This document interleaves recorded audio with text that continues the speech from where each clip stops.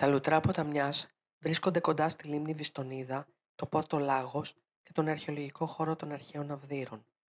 Όπως μαρτυρούν αρχαιακές περιγραφές και φωτογραφίες από τις αρχές του 20ου αιώνα, τα λουτρά, εντός ενός βουκολικού περιβάλλοντος, αποτελούσαν ένα ιδανικό θερμαλιστικό προορισμό.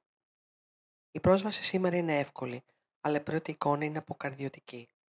Ένα εγκαταλελειμμένο συγκρότημα με την τυπική αισθητική του ΕΟΤ, ρημαγμένα κτίρια, σπασμένα κουφώματα και σκουπίδια παντού.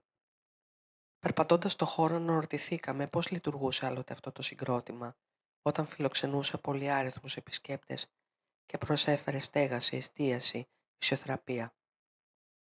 Οι λουτρικές εγκαταστάσεις είχαν υποστεί λαιλασίες, εξοπλισμός, σωληνώσεις και είδη υγιεινής είχαν αφαιρεθεί. Τα τελευταία χρόνια οι κλοπές κατέστησαν την επαναλειτουργία τους ανέφικτη. Μια μικρή δομή με 2 ομαδικές πισίνες λειτουργούσε όπως πληροφορηθήκαμε μέσω ραντεβού, αλλά ακόμα και αυτή έκλεισε οριστικά λόγω της μη ανανέωσης σύμβασης του μοναδικού υπαλλήλου. Ήταν τραγική ηρωνία να αποκαλείται λειτουργία αυτή η εικόνα εγκατάλειψης.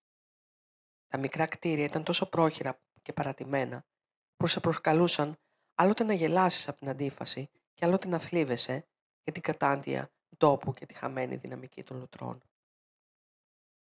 Το ιδιοκτησιακό καθεστώς των λουτρών παραμένει σήμερα ασαφές. Ο Δήμος Αυδείρων δεν έχει δικαιοδοσία αξιοποίησης και πλέον ιδιοκτήτης του ακινήτου είναι η ΕΤΑΔ. Η προοπτική ανάπτυξης, που περιλάμβανε τη σύνδεση με άλλους λουτρότοπους της Θράκης, φαίνεται μη ρεαλιστική. Καθώς φεύγαμε, μας έμεινε η αίσθηση ενός τόπου παγωμένου στο χρόνο. Ένας εγκαταλειμμένος χώρος, με ανεκμετάλλευτη δυναμική, που παραμένει ξεχασμένος στη σκιά της άλλοτε ακμής του.